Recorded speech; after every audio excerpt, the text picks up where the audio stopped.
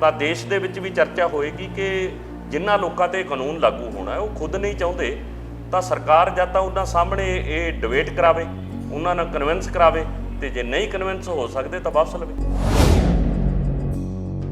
ਆਪਣੇ ਪੰਚਾਇਤ ਮੰਤਰੀ ਨੂੰ ਮਿਲਿਆ ਬਾਜਵਾ ਜੀ ਨੂੰ, ਤੇ ਉਹ ਕਹਿੰਦੇ ਅੱਛਾ ਜੀ ਇਹ ਤਾਂ ਲਾਗੂ ਹੀ ਨਹੀਂ ਹੋ ਸਕਦੀ। ਅਸੀਂ ਕਿਹਾ ਜੇ ਲਾਗੂ ਨਹੀਂ ਹੋ ਸਕਦੀ ਫਿਰ ਤੁਸੀਂ ਮੰਤਰੀ ਕਾਹਦੇ ਲਈ ਹੋ? ਜੇ ਕਾਨੂੰਨ ਲਾਗੂ ਨਹੀਂ ਹੋ ਸਕਦਾ ਇਹਦਾ ਮਤਲਬ ਦੇਸ਼ ਧਰੋਹੀ ਤੁਸੀਂ ਹੋ। ਤਾਂ ਐਮਐਲਏ ਕਹਿੰਦਾ ਮੇਰੇ ਘਰੇ ਤਾਂ ਰੌਣਕ ਹੀ ਨਹੀਂ ਲੱਗਣੀ, ਮੇਰੇ ਲਈ ਕਿਹਨੇ ਆਉਣਾ? ਉਹ ਨਹੀਂ ਚਾਹੁੰਦੇ, ਇਸ ਕਰਕੇ ਉਹ ਸਾਰਾ ਪ੍ਰੀ ਪਲਾਨਡ ਇਹ ਲੋਕਾਂ ਤੋਂ ਦੂਰ ਰੱਖਿਆ ਗਿਆ। ਲੋਕਾਂ ਨੂੰ ਜਾਣਕਾਰੀ ਨਹੀਂ ਦਿੱਤੀ ਗਈ। ਕਿਸੇ ਵੀ ਪੰਚਾਇਤ ਨੂੰ ਸਰਪੰਚ ਨੂੰ ਪੁੱਛ ਲਓ, ਕਿਸੇ ਸਰਪੰਚ ਨੂੰ ਨਹੀਂ ਪਤਾ ਕਿ ਗ੍ਰਾਮ ਸਭਾ ਕੀ ਹੈ।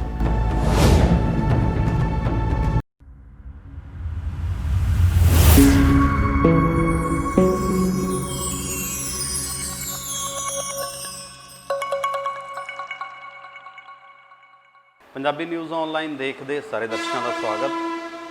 ਦੋਸਤੋ, ਮੈਂ ਸੁਖਨੈਬ ਸਿੰਘ ਸਿੱਧੂ ਇਸ ਵਕਤ ਪਿੰਡ ਜਖੇਪਲ ਜ਼ਿਲ੍ਹਾ ਸੰਗਰੂਰ ਤੋਂ ਤੁਹਾਡੇ ਨਾਲ ਸਾਂਝ ਪਾ ਰਿਹਾ।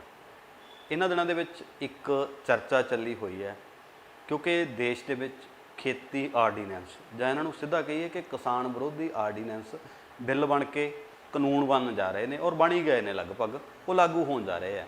ਦੂਸਰੇ ਪਾਸੇ ਇਹ ਚਰਚਾ ਚੱਲੀ ਹੋਈ ਹੈ ਸੋਸ਼ਲ ਮੀਡੀਆ ਤੇ ਕਿ ਜਿਹੜੇ ਇਹ ਕਾਨੂੰਨ ਨੇ ਇਸ ਨੂੰ ਰੱਦ ਕਰਾਉਣ ਦੇ ਵਾਸਤੇ ਪਿੰਡਾਂ ਦੀਆਂ ਗ੍ਰਾਮ ਸਭਾਵਾਂ ਉਹ ਮਤੇ ਪਾਉਣ ਤੇ ਇਹ ਕਾਨੂੰਨ ਰੋਕੇ ਜਾ ਸਕਦੇ ਆ।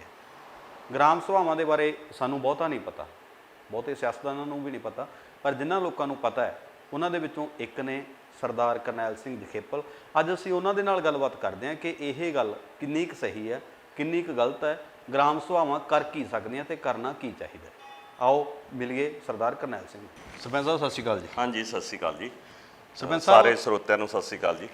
ਸਰਪੰਚ ਸਾਹਿਬ, ਗ੍ਰਾਮ ਸਭਾ ਕੀ ਹੁੰਦੀ ਹੈ? ਇਹਦੀ ਲੋੜ ਪਿੰਡ ਦੇ ਵਿੱਚ ਕਿੱਡੀ ਕੁ ਅਹਿਮ ਹੁੰਦੀ ਹੈ?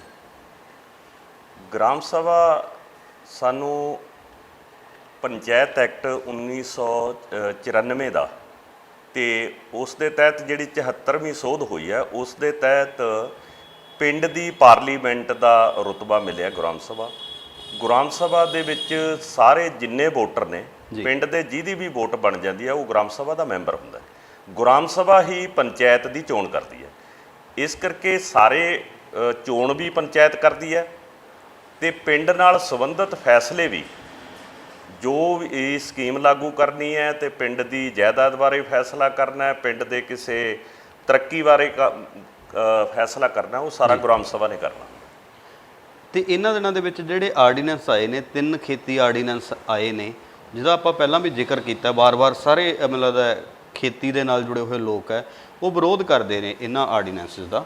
ਸੋਸ਼ਲ ਮੀਡੀਆ ਤੇ 3-4 ਦਿਨਾਂ ਤੋਂ ਇੱਕ ਪੋਸਟ ਘੁੰਮ ਰਹੀ ਹੈ, ਅੱਡੋ-ਅੱਡ ਲੋਕਾਂ ਨੇ ਪਾਈ ਹੈ, ਕਿਉਂਕਿ ਬਹੁਤ ਸਾਰੀ ਇਹ ਵੀ ਕੋਸ਼ਿਸ਼ ਹੁੰਦੀ ਹੈ ਕਿ ਅਵੇਅਰਨੈਸ ਆਵੇ, ਪਰ ਅੱਧੀ ਅਧੂਰੀ ਜਿਹੜੀ ਜਾਗਰਤੀ ਹੈ ਉਹ ਸਾਨੂੰ ਲੈ ਪੈਂਦੀ ਹੈ। ਪੋਸਟ ਇਹ ਹੈ ਜੀ ਕਿ ਤੁਸੀਂ ਗ੍ਰਾਮ ਸਭਾ ਦੇ ਵੱਲੋਂ ਮਤੇ ਪਾਓ ਤੇ ਇਹ ਕਾਨੂੰਨ ਹੈ ਜਿਹੜਾ ਇਹ ਰੱਦ ਹੋ ਜਾਊਗਾ। ਸੁਭਾਵਨਾ ਹੈ ਜੀ ਇਸ ਤਰੀਕੇ ਨਾਲ? ਪਹਿਲੀ ਗੱਲ, ਗ੍ਰਾਮ ਸਭਾ ਜਿਹੜੀ ਉਹ ਕੋਈ ਕਾਨੂੰਨ ਬਣਾਉਣ ਵਾਲੀ ਜਾਂ ਕਾਨੂੰਨ ਰੱਦ ਕਰਨ ਵਾਲੀ ਸੰਸਥਾ ਨਹੀਂ। ਇਹ ਪੰਚਾਇਤ ਐਕਟ ਦੇ ਤਹਿਤ, ਦੇਸ਼ ਦੇ ਕਾਨੂੰਨ ਦੇ ਤਹਿਤ ਪਿੰਡ ਦੀ ਡਿਵੈਲਪਮੈਂਟ ਕਰਾਉਣ ਵਾਲੀ ਸੰਸਥਾ ਹੈ ਤੇ ਉਸ ਐਂਗਲ ਤੋਂ ਕੋਈ ਵੀ ਫੈਸਲਾ ਲੈ ਸਕਦੀ ਹੈ। ਇਹ ਜਿਹੜਾ ਅੱਜ ਗ੍ਰਾਮ ਸਭਾਵਾਂ 'ਚ ਮਤੇ ਪਾਉਣ ਦਾ ਮਤਲਬ ਹੈ, ਕਿਉਂਕਿ ਪਿੰਡ ਬਚਾਓ ਪੰਜਾਬ ਬਚਾਓ ਨੇ ਵੀ 12 ਸਤੰਬਰ ਨੂੰ ਇੱਕ ਮਤਲਬ ਲੋਕਾਂ ਨੂੰ ਸੱਦਾ ਦਿੱਤਾ ਕਿ ਪਿੰਡ ਦੀਆਂ ਗ੍ਰਾਮ ਸਭਾਵਾਂ 'ਚ ਤੁਸੀਂ ਮਤੇ ਪਾਓ। ਜਿਸ ਤਰ੍ਹਾਂ ਇੱਕ ਸੰਵਿਧਾਨਕ ਸੰਸਥਾ ਜਿਹੜੀ ਪੰਜਾਬ ਦੀ ਵਿਧਾਨ ਸਭਾ ਨੇ ਮਤਾ ਪਾਇਆ ਆਰਡੀਨੈਂਸਾਂ ਦੇ ਖਿਲਾਫ ਕਿ ਇਹ ਕਿਸਾਨੀ ਨੂੰ ਤਬਾਹ ਕਰ ਦੇਣਗੇ, ਪੰਜਾਬ ਨੂੰ ਤਬਾਹ ਕਰ ਦੇਣਗੇ, ਇਸ ਲਈ ਕੇਂਦਰ ਸਰਕਾਰ ਨੂੰ ਇਹ ਵਾਪਸ ਲੈਣੇ ਚਾਹੀਦੇ ਨੇ। ਉਹ ਇੱਕ ਦੇਸ਼ ਦੇ ਵਿੱਚ ਚਰਚਾ ਹੈਗੀ, ਕਿਉਂਕਿ ਇੱਕ ਕੋਈ ਵੀ ਸੰਵਿਧਾਨਕ ਸੰਸਥਾ ਜਦੋਂ ਵਿਰੋਧ ਕਰਦੀ ਹੈ ਜਾਂ ਉਦੋਂ ਫਿਰ ਡੈਮੋਕ੍ਰੇਸੀ 'ਤੇ ਕੁਐਸਚਨ ਆਉਂਦਾ ਕਿ ਜਦੋਂ ਸੂਬੇ ਦੀਆਂ ਸਰਕਾਰਾਂ ਨਹੀਂ ਚਾਹੁੰਦੀਆਂ ਤਾਂ ਕੇਂਦਰ ਦੀ ਕੀ ਮਜਬੂਰੀ ਬਣ ਗਈ ਕਿ ਉਹਨੂੰ ਲਾਗੂ ਕਰਨਾ ਪਵੇ। ਇਸ ਤਰ੍ਹਾਂ ਇਸੇ ਤਰਜ਼ ਦੇ ਉੱਤੇ ਪਿੰਡ ਦੀ ਗ੍ਰਾਮ ਸਭਾ ਦੇ ਵਿੱਚ ਮਤਾ ਪਾਉਣ ਦਾ ਪਿੰਡ ਬਚਾਓ ਨੇ ਵੀ ਸੱਦਾ ਦਿੱਤਾ ਤੇ ਅੱਜ ਕਿਸਾਨ ਜਥੇਬੰਦੀਆਂ ਨੇ ਵੀ ਦਿੱਤਾ ਜਾਂ ਆਪ ਦੇ ਪ੍ਰਧਾਨ ਭਗਵੰਤ ਮਾਨ ਜੀ ਨੇ ਵੀ ਦਿੱਤਾ। ਇਹ ਸਾਰਾ ਸੱਦਾ, ਇੱਕ ਗੱਲ ਤਾਂ ਇਹ ਹੈ ਕਿ ਜਦੋਂ ਸਾਰੀਆਂ ਗ੍ਰਾਮ ਸਭਾਵਾਂ ਮਤੇ ਪਾਉਣਗੀਆਂ, ਇਹਨੂੰ ਰੱਦ ਕਰਨ ਦੀ ਗੱਲ ਕਰਨਗੀਆਂ, ਤਾਂ ਇੱਕ ਦੇਸ਼ ਦੇ ਵਿੱਚ ਬਹਿਸ ਹੋਏਗੀ ਕਿ ਸਾਰੀਆਂ ਜਿਹੜੀਆਂ ਲੋਕਲ ਸੰਸਥਾਵਾਂ ਨੇ ਜਦੋਂ ਜਿਹੜੀਆਂ ਕਾਨੂੰਨ ਦੇ ਦਾਇਰੇ 'ਚ ਆਉਂਦੀਆਂ ਨੇ, ਉਹ ਖੁਦ ਨਹੀਂ ਇਸ ਕਾਨੂੰਨ ਨੂੰ ਚਾਹ ਰਹੀਆਂ, ਤਾਂ ਕੇਂਦਰ ਨੂੰ ਕਿਹੋ ਜਿਹੀ ਤਰੱਕੀ ਕਰਾਉਣ ਲੱਗਿਆ ਤੇ ਜਿਹੜਾ ਉਹ ਕਾਨੂੰਨ ਧੱਕੇ ਨਾਲ ਲਾਗੂ ਕਰਨਾ ਪੈ ਰਿਹਾ। ਪਰ ਦੂਜੇ ਪਾਸੇ ਜੇ ਇਹਨੂੰ ਕਾਨੂੰਨੀ ਮਹੱਤਤਾ ਦੇ ਰੂਪ ਦੇ ਵਿੱਚ ਦੇਖੀਏ ਕਿ ਇਹਦਾ ਕਾਨੂੰਨੀ ਆਧਾਰ ਕਿੰਨਾ ਕੁ ਹੈ ਇਸ ਪਾਏ ਹੋਏ ਮਤੇ ਦਾ, ਉਹ ਕਿਵੇਂ ਹੈ? ਇਸ ਦੀ ਮਹੱਤਤਾ ਇਹ ਹੈ ਕਿ ਪਹਿਲੀ ਗੱਲ ਤਾਂ ਇਹ ਹੈ ਕਿ ਜਿਹੜੇ ਇਹ ਆਰਡੀਨੈਂਸ ਨੇ ਜੀ, ਇਹ ਇਕੱਲੇ ਕਿਸਾਨੀ 'ਤੇ ਅਸਰ ਨਹੀਂ ਪਾਉਣਗੇ, ਇਹ ਸਮੁੱਚੇ ਪੰਜਾਬ ਦੇ ਪਿੰਡ ਦੇ ਅਰਥਚਾਰੇ ਦੇ ਉੱਤੇ ਅਸਰ ਪਾਉਂਦੇ ਨੇ। ਇਹਦੇ ਵਿੱਚ ਮਜ਼ਦੂਰ ਵੀ ਆਉਂਦਾ ਹੈ, ਕਿਸਾਨ ਵੀ ਆਉਂਦਾ ਹੈ, ਆੜ੍ਹਤੀਆ ਵੀ ਆਏਗਾ, ਸੈਲਰ ਮਾਲਕ ਵੀ ਆਏਗਾ, ਦੁਕਾਨਦਾਰ ਵੀ ਆਏਗਾ। ਜਦੋਂ ਸਮੁੱਚਾ ਅਰਥਚਾਰਾ ਤਬਾਹ ਹੁੰਦਾ ਤਾਂ ਪਿੰਡ ਦੇ ਵਿੱਚ ਤੇ ਸ਼ਹਿਰ ਦੇ ਮੁਹੱਲਾ ਕਲੀਨਿਕ ਦੇ ਵਿੱਚ ਜਿਹੜਾ ਵੀ ਮੁਹੱਲੇ ਦੇ ਵਿੱਚ ਰਹਿ ਰਹੇ ਨੇ, ਤਾਂ ਉਹ ਸਾਰੇ ਵਰਗ ਰਹਿ ਰਹੇ ਨੇ। ਪਹਿਲੀ ਗੱਲ ਤਾਂ ਇਹਨੂੰ ਸਾਰੇ ਵਰਗਾਂ ਦੀ ਯੂਨਿਟੀ ਦੇ ਐਂਗਲ ਤੋਂ ਦੇਖਣਾ ਚਾਹੀਦਾ ਕਿ ਉਹ ਸਭ ਨੂੰ ਇੱਕ ਕਰਕੇ ਔਰ ਸੋਚ ਵਿਚਾਰ ਕੇ ਇਹਨੂੰ ਰੱਦ ਕਰਨ ਦੀ ਗੱਲ ਕਰਦੇ ਆ। ਇਹ ਤੇ ਅੱਗੇ ਲੜਾਈ ਲੜਨ ਦਾ ਸਾਂਝਾ ਫੈਸਲਾ ਕਰਦੇ ਨੇ ਜੀ। ਤੇ ਦੂਸਰਾ, ਕਾਨੂੰਨੀ ਮਹੱਤਤਾ ਭਾਵੇਂ ਨਹੀਂ ਹੈ, ਪਰ ਮੋਰਲੀ ਇਸ ਗੱਲ 'ਤੇ ਮਹੱਤਤਾ ਬਣ ਜਾਂਦੀ ਹੈ ਕਿ ਜਦੋਂ ਦੇਸ਼ ਦੇ ਵਿੱਚ 13,000 ਦੇ ਲਗਭਗ ਪੰਚਾਇਤਾਂ ਜਾਂ ਕੁਝ ਸ਼ਹਿਰੀ ਮੁਹੱਲੇ ਇਹਦੇ ਉੱਤੇ ਮਤੇ ਪਾ ਕੇ ਰੱਦ ਕਰਦੇ ਨੇ, ਤਾਂ ਦੇਸ਼ ਦੇ ਵਿੱਚ ਵੀ ਚਰਚਾ ਹੋਏਗੀ ਕਿ ਜਿਨ੍ਹਾਂ ਲੋਕਾਂ 'ਤੇ ਕਾਨੂੰਨ ਲਾਗੂ ਹੋਣਾ ਹੈ ਉਹ ਖੁਦ ਨਹੀਂ ਚਾਹੁੰਦੇ, ਤਾਂ ਸਰਕਾਰ ਜਾਂ ਤਾਂ ਉਹਨਾਂ ਸਾਹਮਣੇ ਇਹ ਡਿਬੇਟ ਕਰਾਵੇ, ਉਹਨਾਂ ਨਾਲ ਕਨਵਿੰਸ ਕਰਾਵੇ, ਤੇ ਜੇ ਨਹੀਂ ਕਨਵਿੰਸ ਹੋ ਸਕਦੇ ਤਾਂ ਵਾਪਸ ਲਵੇ।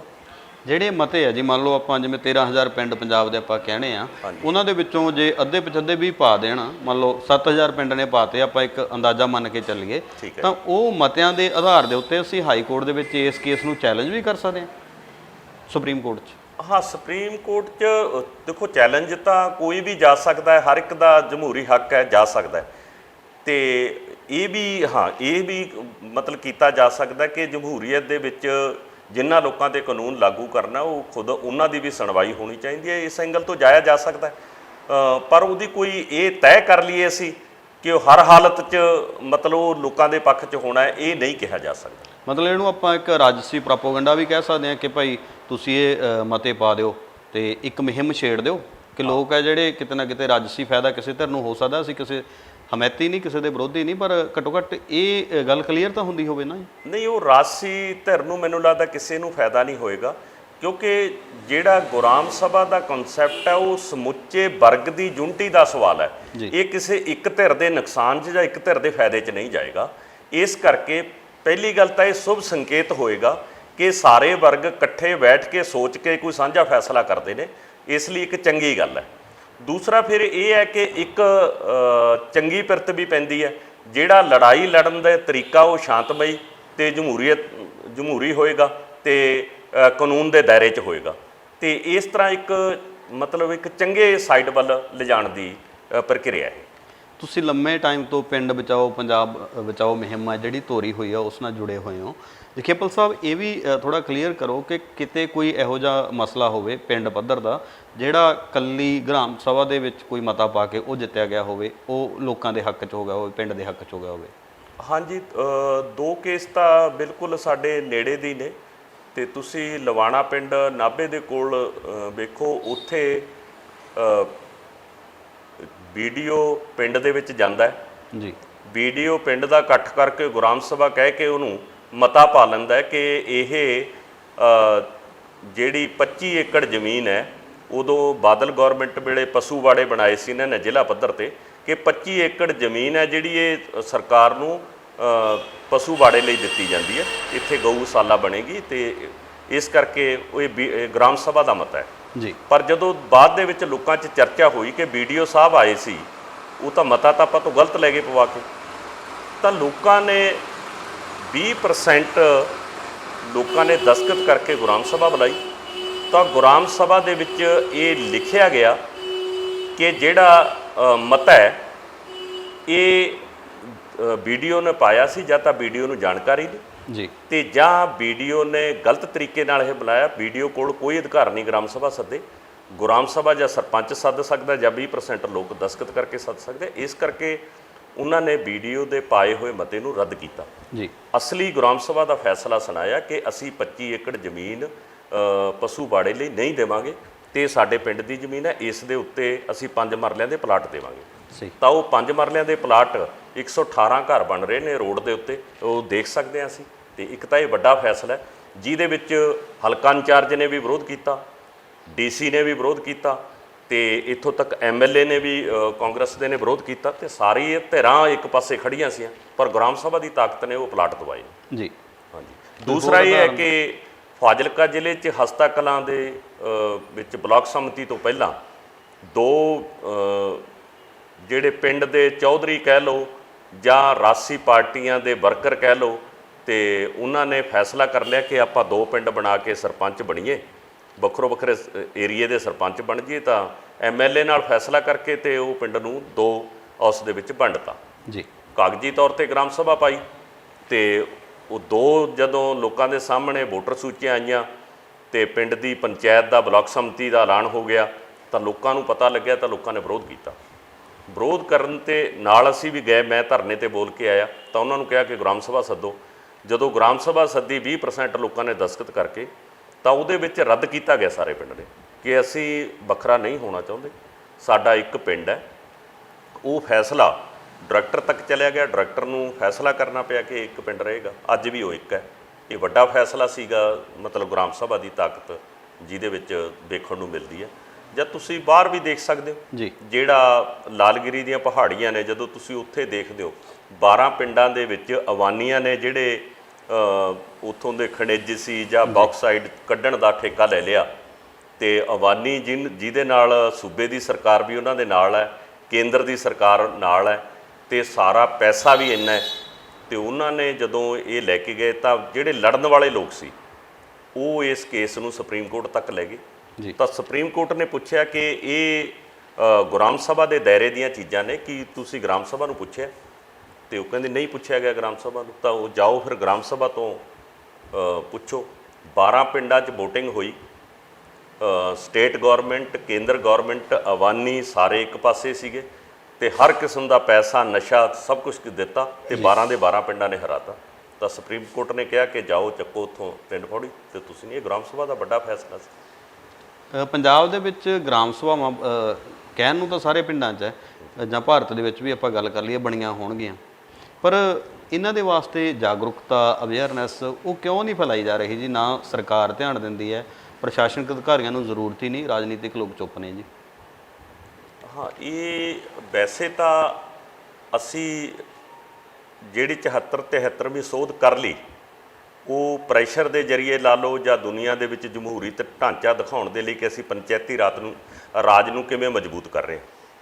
ਪਰ ਦੇਸ਼ ਦਾ ਰਾਜਨੀਤੀਵਾਨ, ਅਫਸਰਸ਼ਾਹੀ, ਤੇ ਇਹ ਪੂਰੀ ਤਰ੍ਹਾਂ ਇੱਕ ਕਲਿੱਕ ਬਣ ਗਿਆ ਉੱਪਰ ਜੀ, ਜਿਹੜਾ ਆਮ ਅਧਿਕਾਰਾਂ ਦੇ ਖਿਲਾਫ ਹੈ, ਔਰ ਇਹ ਲੋਕਾਂ ਨੂੰ ਅਧਿਕਾਰ ਨਹੀਂ ਦੇਣਾ ਚਾਹੁੰਦਾ। ਇਸ ਕਰਕੇ ਕੋਈ ਐਮਐਲਏ ਨਹੀਂ ਚਾਹੁੰਦਾ, ਕੋਈ ਐਮਪੀ ਨਹੀਂ ਚਾਹੁੰਦਾ, ਨਾ ਮੁੱਖ ਮੰਤਰੀ ਚਾਹੁੰਦਾ, ਨਾ ਪ੍ਰਧਾਨ ਮੰਤਰੀ ਚਾਹੁੰਦਾ, ਤੇ ਨਾ ਹੀ ਕੋਈ ਵੀਡੀਓ ਚਾਹੁੰਦਾ। ਇੱਥੋਂ ਤੱਕ ਸੈਕਟਰੀ ਵੀ ਨਹੀਂ ਚਾਹੁੰਦੇ ਕਿ ਪਿੰਡ ਦੀ ਗ੍ਰਾਮ ਸਭਾ ਹੋਵੇ, ਉਹ ਕਿ ਲੋਕਾਂ ਨੂੰ ਤਾਕਤ ਮਿਲੇ। ਉਹ ਕਹਿੰਦੇ ਜਦੋਂ ਲੋਕ ਫੈਸਲੇ ਕਰਨ ਲੱਗੇ ਫਿਰ ਸਾਡਾ ਤਾਂ ਕੋਈ ਮਤਲਬ ਹੀ ਨਹੀਂ ਰਹਿਣਾ। ਐਮਐਲਏ ਕਹਿੰਦਾ ਮੇਰੇ ਘਰੇ ਤਾਂ ਰੌਣਕ ਹੀ ਨਹੀਂ ਲੱਗਣੀ, ਮੇਰੇ ਲਈ ਕਿਹਨੇ ਆਉਣਾ, ਤੇ ਫੈਸਲੇ ਤਾਂ ਸਾਰੇ ਗ੍ਰਾਮ ਸਭਾ ਕਰੇਗੀ। ਉਹ ਨਹੀਂ ਚਾਹੁੰਦੇ, ਇਸ ਕਰਕੇ ਉਹ ਸਾਰਾ ਪ੍ਰੀ ਪਲਾਨਡ ਇਹ ਲੋਕਾਂ ਤੋਂ ਦੂਰ ਰੱਖਿਆ ਗਿਆ। ਲੋਕਾਂ ਨੂੰ ਜਾਣਕਾਰੀ ਨਹੀਂ ਦਿੱਤੀ ਗਈ। ਕਿਸੇ ਵੀ ਪੰਚਾਇਤ ਨੂੰ, ਸਰਪੰਚ ਨੂੰ ਪੁੱਛ ਲਓ, ਕਿਸੇ ਸਰਪੰਚ ਨੂੰ, ਇੱਕਾ ਦੁੱਕਾ ਨੂੰ ਛੱਡ ਕੇ ਕਿਸੇ ਸਰਪੰਚ ਨੂੰ ਨਹੀਂ ਪਤਾ ਕਿ ਗ੍ਰਾਮ ਸਭਾ ਕੀ ਹੈ ਔਰ ਇਹਦੀ ਫੰਕਸ਼ਨਿੰਗ ਕੀ ਹੈ। ਤੇ ਬਹੁਤ ਸਾਰੇ ਸਾਡੇ ਐਮਪੀ ਵੀ ਇਹ ਕਹਿੰਦੇ ਫਿਰਦੇ ਨੇ, ਕਿਸੇ ਪਿੰਡ ਦੇ ਵਿੱਚ ਜਾ ਕੇ ਬੋਲ ਦਿੰਦੇ ਕਿ ਮੈਂ ਤੁਹਾਡੀ ਗ੍ਰਾਮ ਸਭਾ ਰਜਿਸਟਰਡ ਕਰਾ ਦੂੰ। ਉਹਨਾਂ ਨੂੰ ਇਹ ਨਹੀਂ ਪਤਾ ਕਿ ਗ੍ਰਾਮ ਸਭਾ ਹੈਗੀ ਹੈ। ਤੇ ਪਿਛਲੇ ਦਿਨਾਂ 'ਚ ਮੈਂ ਪੰਚਾਇਤ ਰਜਿਸਟਰਡ ਕਰਾਉਣ ਵਾਲਾ ਪ੍ਰੋਸੈਸ ਹੁੰਦਾ ਜੀ ਕੁਛ, ਕਿ ਹੁੰਦਾ ਹੀ ਨਹੀਂ, ਉਹ ਵੈਸੇ ਹੀ ਕਹਿ ਦਿੰਦੇ ਨੇ, ਉਹਨਾਂ ਨੂੰ ਪਤਾ ਹੀ ਨਹੀਂ ਗਾ। ਪਿਛਲੇ ਦਿਨਾਂ 'ਚ ਮੈਂ ਆਪਣੇ ਪੰਚਾਇਤ ਮੰਤਰੀ ਨੂੰ ਮਿਲਿਆ, ਬਾਜਵਾ ਜੀ ਨੂੰ, ਤੇ ਉਹ ਕਹਿੰਦੇ ਅੱਛਾ ਜੀ ਇਹ ਤਾਂ ਲਾਗੂ ਹੀ ਨਹੀਂ ਹੋ ਸਕਦੀ। ਅਸੀਂ ਕਿਹਾ ਜੇ ਲਾਗੂ ਨਹੀਂ ਹੋ ਸਕਦੀ ਫਿਰ ਤੁਸੀਂ ਮੰਤਰੀ ਕਾਹਦੇ ਲਈ ਹੋ? ਜੇ ਕਾਨੂੰਨ ਲਾਗੂ ਨਹੀਂ ਹੋ ਸਕਦਾ ਇਹਦਾ ਮਤਲਬ ਦੇਸ਼ ਧਰੋਹੀ ਤੁਸੀਂ ਹੋ। ਜਦੋਂ ਕਾਨੂੰਨ ਖੁਦ ਤੁਸੀਂ ਗੱਦੀਆਂ ਤੇ ਬੈਠੇ ਲਾਗੂ ਨਹੀਂ ਕਰ ਰਹੇ, ਦੇਸ਼ ਧਰੋਹੀ ਤਾਂ ਲੋਕਾਂ ਨੂੰ ਤਾਂ ਤੁਸੀਂ ਐਵੇਂ ਗਲਤ ਕਹਿ ਰਹੇ ਹੋ, ਤੇ ਤੁਸੀਂ ਦੇਸ਼ ਧਰੋਹੀ ਹੋ। ਅਸਲੀ ਜਿੰਨੇ ਵੀ ਲੋਕ ਬੈਠੇ ਉਹ ਸੋਚੀ ਸਮਝੀ ਸਕੀਮ ਤਹਿਤ ਨਾ ਰਾਜਕਰਤਾ ਪਾਰਟੀ ਨੇ ਨਾ ਵਿਰੋਧੀ ਧਿਰ ਨੇ ਵੀ ਸਹੀ ਰੋਲ ਨਹੀਂ ਨਿਭਾਇਆ। ਇਸ ਕਰਕੇ ਲੋਕਾਂ ਨੂੰ ਦੱਸਿਆ ਨਹੀਂ। ਹੁਣ ਆਮ ਆਦਮੀ ਹੈ, ਪਾਰਟੀ ਹੈ, ਵਿਰੋਧੀ ਧਿਰ 'ਚ ਹੈ, ਔਰ ਜਿਹਦਾ ਰੋਲ ਬਣਦਾ ਸੀ ਕਿ ਉਹ ਪਿੰਡਾਂ ਨੂੰ ਗ੍ਰਾਮ ਸਭਾ ਦੱਸਦੀ ਕਿ ਗ੍ਰਾਮ ਸਭਾ ਕੀ ਚੀਜ਼ ਹੈ, ਇਹਦੀ ਤਾਕਤ ਕੀ ਹੈ। ਪਿੰਡ ਦਾ ਸਵਰਾਜ ਤਾਂ ਹੀ ਬਣ ਸਕਦਾ ਸੀ, ਪਰ ਸਵਰਾਜ ਦੀ ਬੁੱਕ ਲੁਕੋਤੀ ਉਹਨਾਂ ਨੇ, ਮੈਨੂੰ ਲੱਗਦਾ। ਤੇ ਇਸ ਕਰਕੇ ਹੁਣ ਉਹ ਰਵਾਇਤੀ ਪੋਲੀਟਿਕਸ 'ਚ ਪੈ ਗਏ। ਉਹ 22 ਦੀ ਇਲੈਕਸ਼ਨ ਦੀਆਂ ਸਾਰੀਆਂ ਤਿੰਨੋਂ ਪਾਰਟੀਆਂ ਜੀ ਹੁਣ ਵੀ ਇਸ ਏਜੰਡੇ ਦੇ ਉੱਤੇ 22 ਦੀ ਇਲੈਕਸ਼ਨ ਦੀ ਤਿਆਰੀ ਕਰ ਰਹੀਆਂ ਨੇ। ਉਹਨਾਂ ਨੂੰ ਆਰਡੀਨੈਂਸਾਂ ਨਾਲ ਕੋਈ ਸੰਬੰਧ ਨਹੀਂ ਜੀ। ਜਖੇਪਲ ਸਾਹਿਬ, ਜਿਵੇਂ ਤੁਸੀਂ ਕਾਫੀ ਜਾਣਕਾਰੀ ਇਸ ਤਰ੍ਹਾਂ ਰੱਖਦੇ ਹੋ, ਤੁਹਾਡੇ ਹੋਰ ਸਾਥੀ ਵੀ ਹੈ, ਤੇ ਇਸ ਤਰ੍ਹਾਂ ਦੀਆਂ ਵਰਕਸ਼ਾਪਸ ਜਿਹੜੀਆਂ ਤੁਸੀਂ ਉਹਨਾਂ ਦਾ ਪ੍ਰਬੰਧ ਕਰਦੇ ਰਹਿੰਦੇ ਹੋ, ਇਹ ਕਦੋਂ ਕਦੋਂ ਕਿੱਥੇ ਕਿੱਥੇ ਲੱਗਦੀਆਂ, ਜਾਂ ਕੋਈ ਲਵਾਉਣਾ ਚਾਹਵੇ ਤਾਂ ਉਹਦੇ ਵਾਸਤੇ ਕੀ ਕ੍ਰਾਈਟੇਰੀਆ ਰੱਖਿਆ ਤੁਸੀਂ? ਅਸੀਂ ਪਿਛਲੇ 4-5 ਸਾਲ ਤੋਂ ਇਹਦੇ ਉੱਤੇ ਵਿਸ਼ੇਸ਼ ਤੌਰ ਤੇ ਕੰਮ ਕੀਤਾ ਹੈ। ਪਿੰਡ ਬਚਾਓ ਪੰਜਾਬ ਬਚਾਓ ਨੇ, ਤੇ IDP ਵੱਲੋਂ ਵੀ ਸਪੈਸ਼ਲ ਮਤਲਬ ਇਹਦੇ ਉੱਤੇ ਕੰਮ ਕੀਤਾ ਗਿਆ। ਅਸੀਂ ਸਾਰੇ ਜੋ ਵੀ ਪਿੰਡ ਦੇ ਵਿੱਚ ਸਾਨੂੰ ਕਿਤੋਂ ਵੀ ਆਵਾਜ਼ ਆਈ ਹੈ ਕਿ ਸਾਨੂੰ ਗ੍ਰਾਮ ਸਭਾ ਬਾਰੇ ਦੱਸ ਕੇ ਜਾਓ ਕਿ ਗ੍ਰਾਮ ਸਭਾ ਹੈ ਕੀ ਹੈ, ਇਹਦੀਆਂ ਤਾਕਤਾਂ ਕੀ ਨੇ, ਉਹ ਅਸੀਂ ਉਸ ਪਿੰਡ ਦੇ ਵਿੱਚ ਜਾ ਕੇ ਦੱਸਣ ਦੀ ਕੋਸ਼ਿਸ਼ ਕੀਤੀ ਹੈ। ਤੇ ਜਿਸ ਏਰੀਏ ਦੇ ਵਰਕਰਾਂ ਨੇ, ਕੋਈ 10 ਨੇ 15 ਨੇ ਫੈਸਲਾ ਕਰ ਲਿਆ ਕਿ ਸਾਨੂੰ ਇਹਦੇ ਉੱਤੇ ਕੋਈ ਟ੍ਰੇਨਿੰਗ ਦਿੱਤੀ ਜਾਵੇ, ਤਾਂ ਸਾਡੇ ਕੋਲ ਮਾਹਰ ਨੇ ਜਿਹੜੇ ਇਸ ਕੰਮ ਦੇ, ਡਾਕਟਰ ਪਿਆਰੇ ਲਾਲ ਗਰਗ ਖਾਸ ਤੌਰ ਦੇ ਉੱਤੇ ਜਿਹੜੇ ਵਰਕਸ਼ਾਪ ਦੇ ਵਿੱਚ ਕਾਫੀ ਮਾਹਰ ਨੇ ਜੀ, ਤੇ ਉਹਨਾਂ ਨੂੰ ਅਸੀਂ ਸੱਦ ਕੇ 2-2 ਦਿਨ ਦੀ ਟ੍ਰੇਨਿੰਗ ਵੀ ਅਸੀਂ ਕੈਂਪ ਲਾਏ ਆ। ਉਹ ਪਰ ਕਹਿਣਤੀ ਹੈ, ਜਦੋਂ ਕਿਸੇ ਏਰੀਏ ਦੇ ਵਿੱਚ ਕੋਈ ਵਰਕਰ ਕਹਿੰਦੇ ਆ ਤਾਂ ਅਸੀਂ ਉਸ ਸਮੇਂ ਅਸੀਂ ਉਹ ਵਰਕਸ਼ਾਪ ਦਾ ਇੰਤਜ਼ਾਮ ਕਰਦੇ। ਜੀ, ਬਹੁਤ ਧੰਨਵਾਦ ਜਖੇਪਲ ਸਾਹਿਬ ਤੁਹਾਡਾ ਜਾਣਕਾਰੀ ਸਾਂਝੀ ਕਰਨ ਦੇ ਲਈ। ਅਸੀਂ ਫੇਰ ਕਦੇ ਜੁੜਾਂਗੇ, ਤੁਹਾਡਾ ਕੀਮਤੀ ਸਮਾਂ ਕਦੇ ਫੇਰ ਲਵਾਂਗੇ। ਬਹੁਤ ਬਹੁਤ ਧੰਨਵਾਦ।